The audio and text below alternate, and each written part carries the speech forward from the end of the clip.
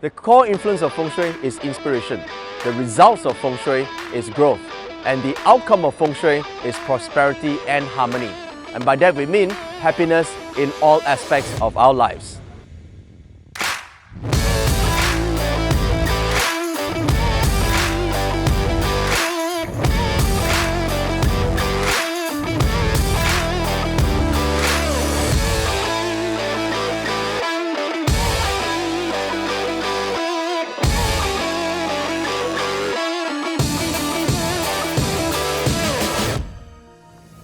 Hi, I'm Joey Yap, creator of the Feng Shui Academy and founder of the Mastery Academy of Chinese Metaphysics. In the last 2 decades, I built a following of more than 2 million followers. I speak to more than 50,000 people in my live events all around the world. And I'm the Feng Shui consultant to some of the world's most iconic buildings in Australia, in UK, in Vietnam, in Singapore, and in Malaysia.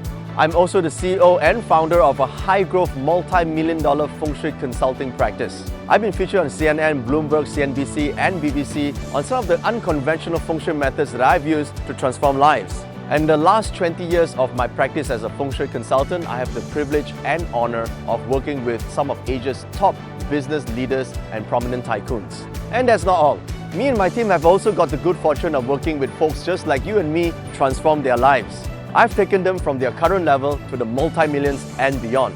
So how did I make this happen? How did I create all this? Well, I had them set up very specific strategic Feng Shui structures. For example, diagnosing their current situation and what needs to be improved, rectifying and mitigating the problems that stop them from maximizing their full potential. Or if they're already an existing successful business owner, we take it further by giving them their forecasts and predictions based on the Feng Shui energy cycles.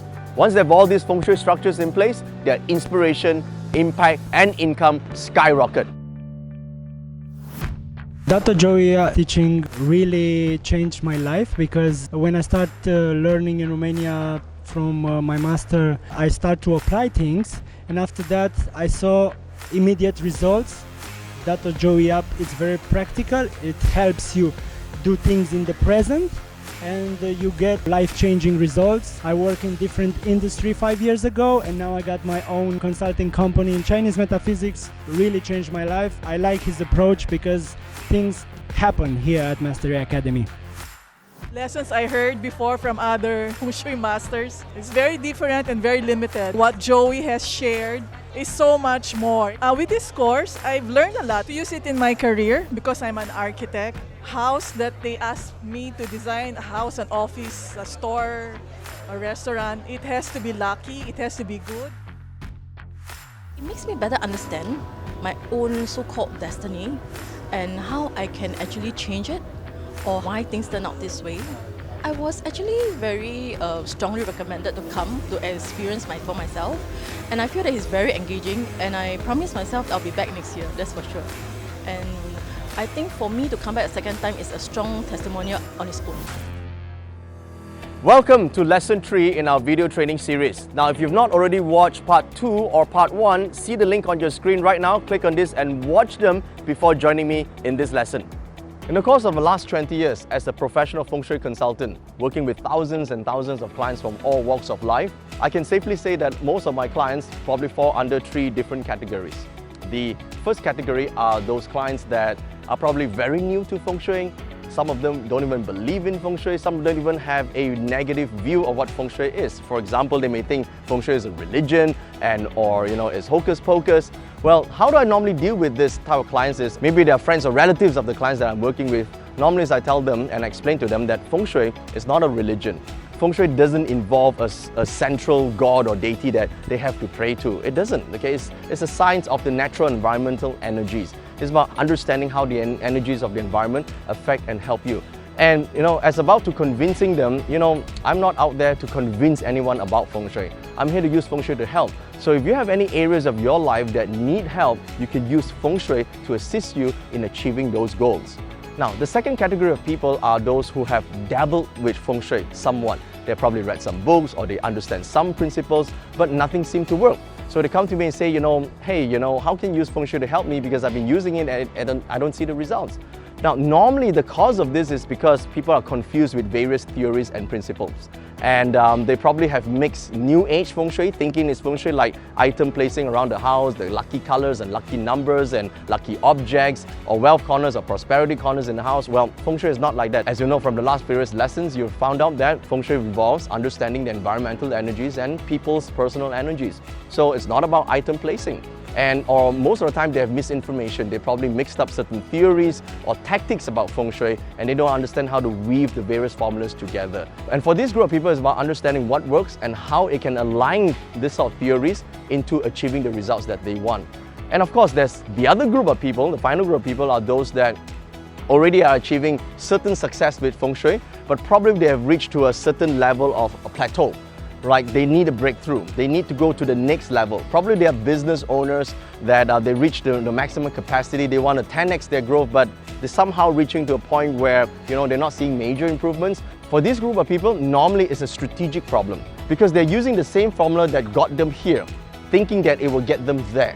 Now that doesn't work because the same strategy only works if and when you have the same problems. Because as you grow as a business owner, you will have different sets of problems and challenges as you go along. Okay, you probably meet new people, new opportunities, and new problems. So you need to change that Feng Shui strategy of yours. Okay, so there are different formulas in Feng Shui, different techniques. That's why it helps to know the different schools and methodologies and tactics of Feng Shui, right? From different disciplines such as San He system, San Yuan system, Xuan Kong Dagua system. All these are just tactics. But how do you mold this together as a form of strategy to improve and bring you to the next level?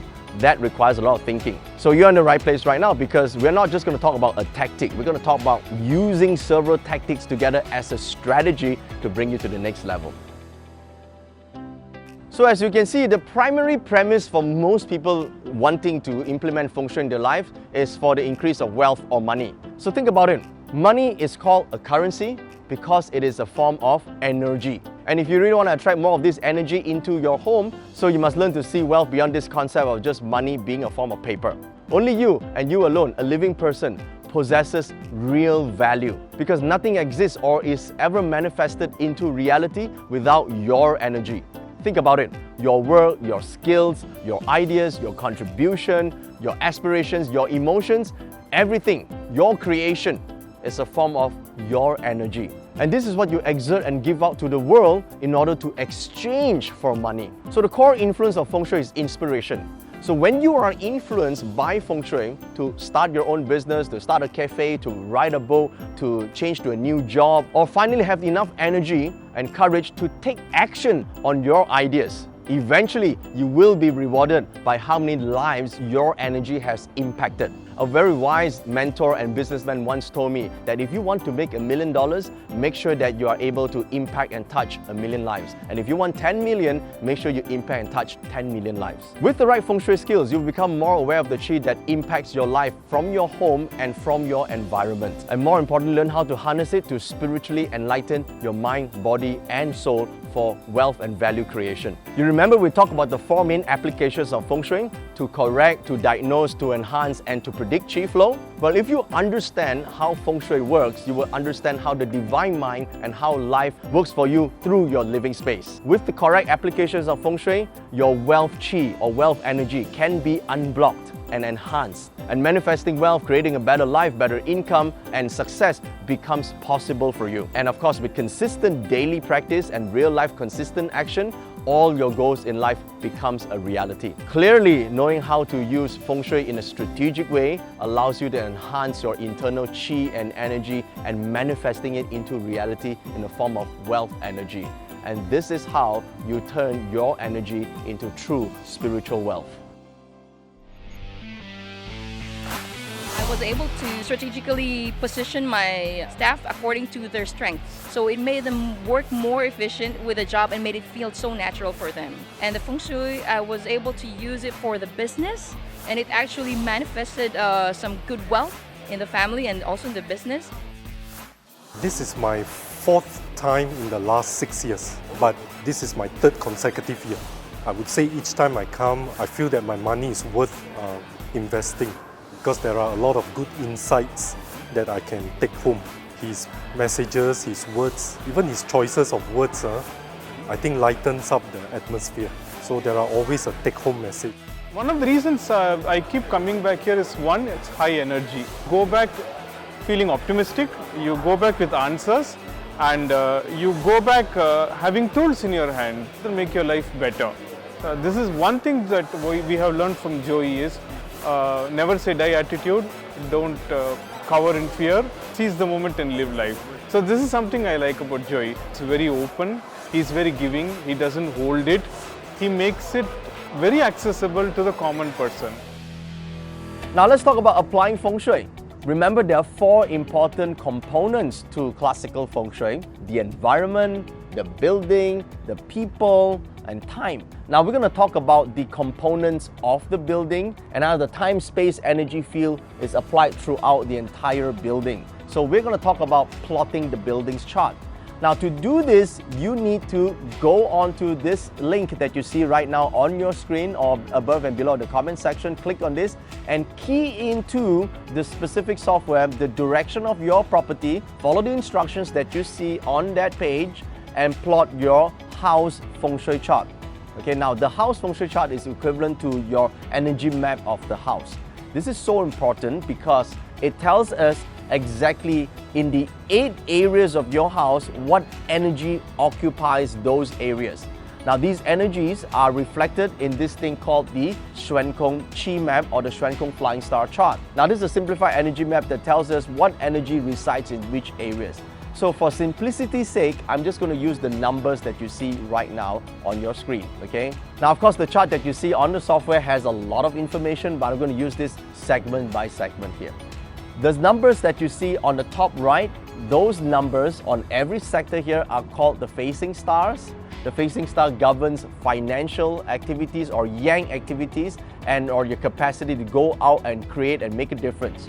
The numbers that you see on the top left corner of every box here, this here governs the people matters. The people matters can govern relationship, it governs health, it governs your feelings, it governs your connection with one another, it governs the personal energy of the people in that specific area. So we're really going to focus only on these 2 numbers, the one on the right and the one on the left on each of these boxes. This here governs the energy field that affects each of these 8 areas in a particular house. And this chart here is called your house energy map. Now remember, we talk about superimposing the people, your personal chart as well as your house chart over one another. Well, this is what we're going to do. So what happens here is there's 8 areas in the house and each is occupied by a set of numbers. And each area here represents a specific aspect of your life. So you could see now that these numbers are nothing more than just numbers 1 to 9. So we have 1 to 9 on the right side and 1 to 9 on the left side. So of course, each number here is a set of attributes and energy that's affecting that particular area of that house.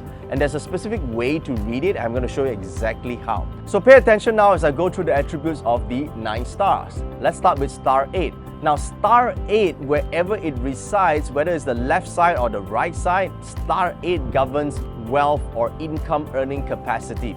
This particular star is traditionally known as the wealth star. So if we are looking for wealth capacity or income earning capacity or ability to generate value, well, this star is a star of value. Wherever this star resides, it enhances that particular area's income earning capacity. So star 8 talks about value and wealth creation. Now, star 9. Star 9 is the star of inspiration or creativity or innovation and good relationships. So wherever this star resides, it enhances your ability to generate new ideas. In fact, if you don't have ideas or you lack inspiration or drive, star 9 location is where you need to find, and that's where you need to locate yourself. Because star 9 talks about getting ideas, getting inspired, or ability to influence other people. That's star 9. So a lot of entrepreneurs or business owners who needs to strategically innovate, to market, to reach out to the masses, that's the power of star 9. And you want to be able to tap to star 9. Talk about application shortly. I first want to introduce to you the 9 stars. Now, star number 1. Star number 1 is called the star of nobility. Now, star of nobility talks about knowing the right people, learning from the right people, being helped and supported by the right people. Now, it's not just about having more friends. If you have a bunch of friends that are all energy vampires, you get drained. You don't get any further in life. When we look at Star 1, we are looking about connecting with the right type of people, the people who have the right knowledge or experience or know-how and who are willing to share their knowledge with you. And also, while using Star 1, your own intelligence and your own mindset also changes because it's influenced by positive people, and you become someone who is generous, someone who is magnanimous, someone who wants to help other people as well. So Star 1 is all about nobility, intelligence, and it's about integrity. So it's one of those stars that you want to use if you want to get connected with higher intelligence or divine intelligence. Star 2 is traditionally known as the illness star, okay? Now, it has two sides to Star 2. It depends on whether the star is activated or not activated. We'll talk about activation shortly. On the positive side, this star talks about properties, assets, ownership, or land, or equity in the company. On a negative scale, if this star is activated by negative features in the environment, both externally and internally, then it actually causes illness. It causes setbacks in terms of your well-being.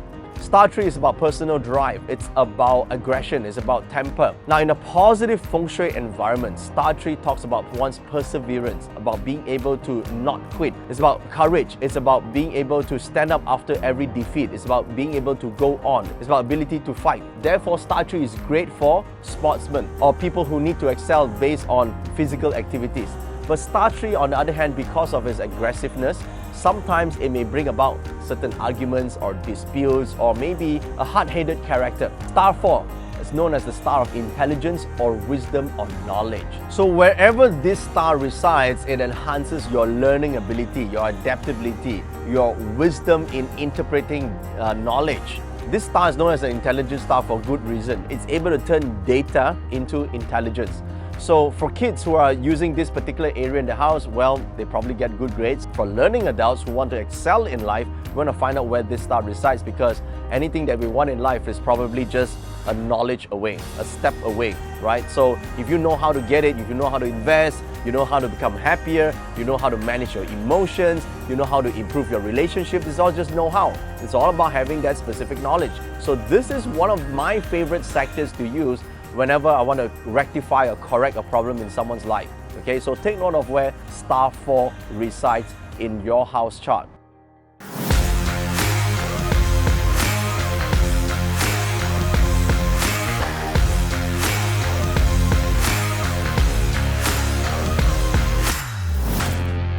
Now I'm going to skip Star 5 and go to Star 6 for now. I'll talk about Star 5 later. Star 6 is the star of execution, power, authority, and ability to get things done.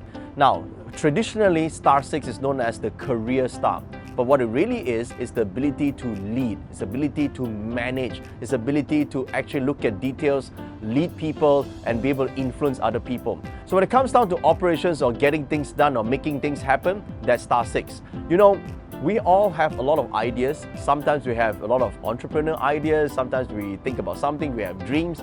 But it's one thing about dreaming about something, it's totally different about making it happen. So if you want to make your dreams come true, you need to be able to execute it. To execute it, you need Star 6. Star 7, the star of communication, the star of connection, the star of talking and speaking. So you're in business of speaking, selling, teaching, or just communicating with people. If your job involves you talking to other people and being able to speak and speak well, that's Star 7. However, if Star 7 is affected by negative features, then it does affect being injured by sharp objects and, or at worst case scenario, possibly of getting robbed. So do be careful of negative forms features when it comes to star number 7.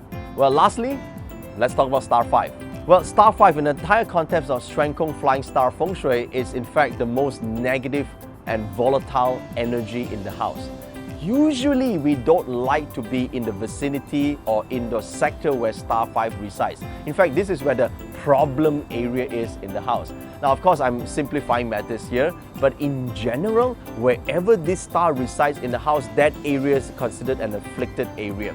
So if it resides in that area and it is accompanied by negative features internally and or especially with external negative features, then this Star 5 is regarded as being activated aggressively. So if you are in that area or you're staying in that area, it can impact your life in a negative aspect. So there you go. These are the attributes of the 9 stars. So if you want to know more about these 9 stars, not to worry, there's additional notes that come along with this lesson. Be sure to download them. And I'll be releasing a lot of mini videos on each and every one of these 9 stars when it's positive or negative or timely or untimely. Be sure to watch them at the secret group that comes along with this program. He makes very complex subjects very easily understandable and, more importantly, easily applicable. Fast, bright, to the point, concise, and a great speaker and great teacher.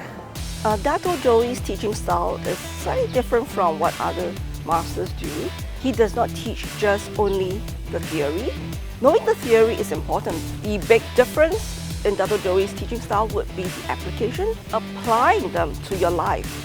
The application part is even more important because that's where you will get the results.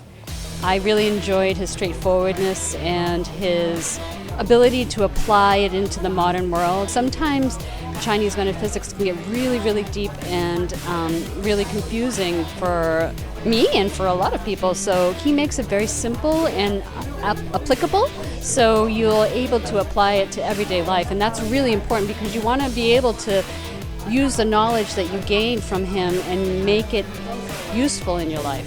So that's one of the things that I love about Joey. And he's really funny and he's very easy to understand.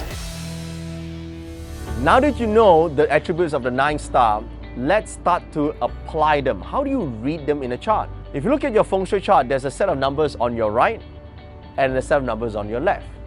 The set of numbers on your right are called the facing stars, or the yang stars of each of the sectors in that particular home. And these yang stars, or the facing stars, which is a technical term, what they govern is your activities, your actions, the to-dos, the execution, or in layman's term, they govern wealth-related or career-related activities.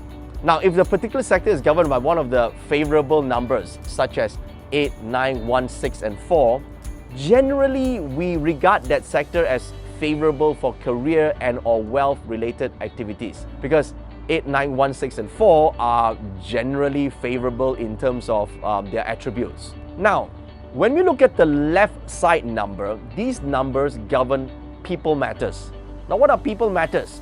One's emotions, one's behavior, health aspects, and or relationships. Anything that is on the internal, the people side of things. This side governs one's temperaments, for example. So, of course, in general, if you look at one of the more preferred numbers like 8, 9, 1, 6, and 4, that means this particular zone in that house generally favors good temperaments, good personality, character, and or relationships. So it's quite easy to see. So what we want to do now is to look at the house area here and do 2 things. Okay, so let's go back to our 4 major components. And the 4 major components of a house are environment, building, people, and time. So there are 4 areas here. So we talk about the chart of the building, which is the orientation. The software itself plots the building's chart, and we talk about your chart. Now it's time to marry the 2. Got to put these 2 pieces of information together to see which areas of your home governs what aspects of your life. So this component here, it's very important. So if I look at your personal chart right now and I want to talk about, let's say, social connection, or your ability to relate to other people, your relationship sectors, your networking sector. Now you do remember how to see that, remember? That was your yin-yang sector or your military arts sector. So let's say now, for you, your personal chart, that is the northwest sector. So we look at the northwest sector, and now we look at the buildings chart, and the buildings chart here has stars 4 and 1. Now, both 4 and 1 are favorable numbers, and one of them represents academic pursuits, smart, intelligent, and the other one that represents noble people, really high caliber, high quality, supportive mentors. And both these numbers now reside in your social connection sector. What does this mean? We now have combined 2 pieces of information together. We now know that you living in this house, you have great social connection ability, especially with high caliber people, high status people, people who are willing to help you, and or your connection ability is really good because you have an academic or smart and wise star there that allows you to connect well with people. You see what we just done? We connected the star chart of the house with your personal chart. This is what we mean by house and people connect. Let's do another one more. Let's say, for example, your wealth sector is the East sector. Now, you know your wealth sector is your Sing Chi sector, so you know it's supposed to govern your wealth and earning capacity. Okay, but that's the same for everyone born with the East as their wealth earning capacity, right? We have to look at the house chart now. So let's say now for your house, based on its star chart, it has stars 6 and 8 in the East sector. Wow, what does this mean? Let's combine the reading together, shall we? Star 6 is the power and ability to lead and manage people, to influence large groups of people, to get things done. Star 8 is a wealth star, ability to generate value and create businesses. Put these two together in your wealth earning capacity palace. Guess what? That means you have a great affinity living in this house, staying in this house. You will be inspired to start your own business or maybe own many businesses and probably may even become a business tycoon. You see what I mean? So this is what we mean by combining the person and the house together. Okay? So let's do one more example. Let's look at your own personal Feng Shui Destiny Palace. Okay, this is your life palace, and your life palace represents your learning ability, your characteristics, your discipline, your adaptability, your positivity, okay, your attitude in general in your house. So let's say now your personal sector is the Southeast, and the Southeast represents you. Now let's check out your Feng Shui of the house. So in your Feng Shui of the house, you have stars 4 and 9. Wow! 4 and 9 in your own personal Feng Shui Destiny Palace. What does that mean? Star 4 is wise, it's intelligent, it likes to learn things, it has high analytical skills, very wise and intelligent. Combining it with Star 9, inspiration, creativity, ability to express, living a passionate and inspired life. So you have the Star of Wisdom and the Star of Inspiration in your own Feng Shui life palace. So what does that mean? It means you're living a passionate and inspired life, living in this house.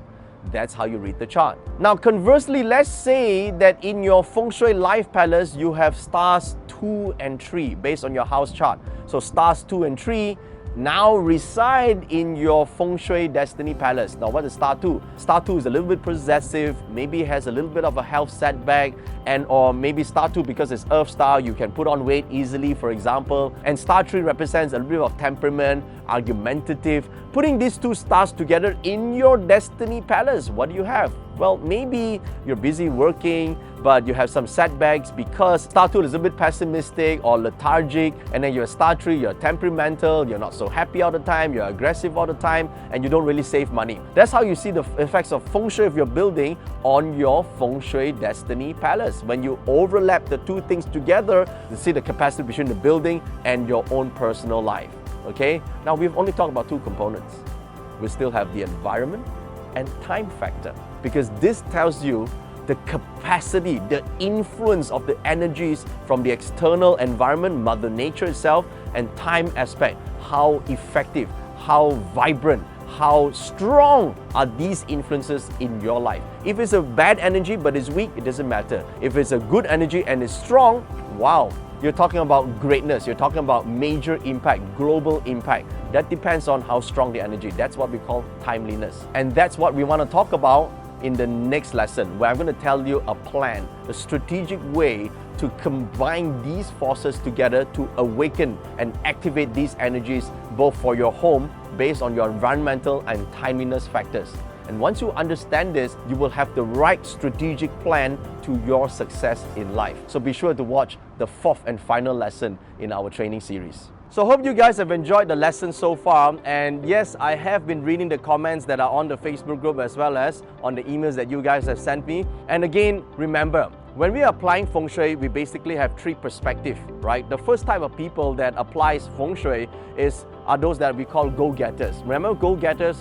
Those who want to achieve something in life, but they're probably stuck and or they want to just bring their business to the next level, but they don't know how. They want to build, enhance their sales abilities, their income abilities. That's not normally what we do when we look at office feng shui or corporate feng shui. And some people, maybe they just don't know what's the next step, right? So those are the go-getters. And then there are others who in feng shui are called the givers. The givers are people who have lots of love, but they want to find someone to give that love to, and they want to find good family, they want to build a good family, they want harmony in their relationship.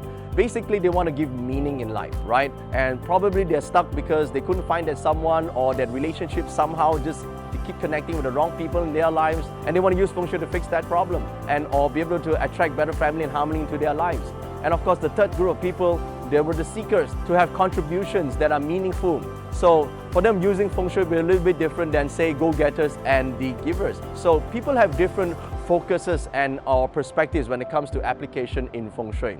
That's why we need a plan to do this. We need a strategy to do this, because different tactics in feng shui work for different people.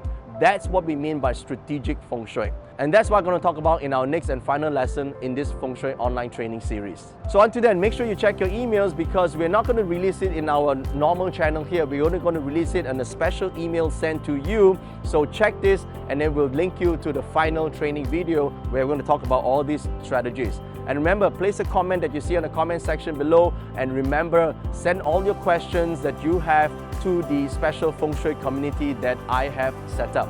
And remember, download the notes, and here's a special exercise here I want you to do before you go on to the next lesson.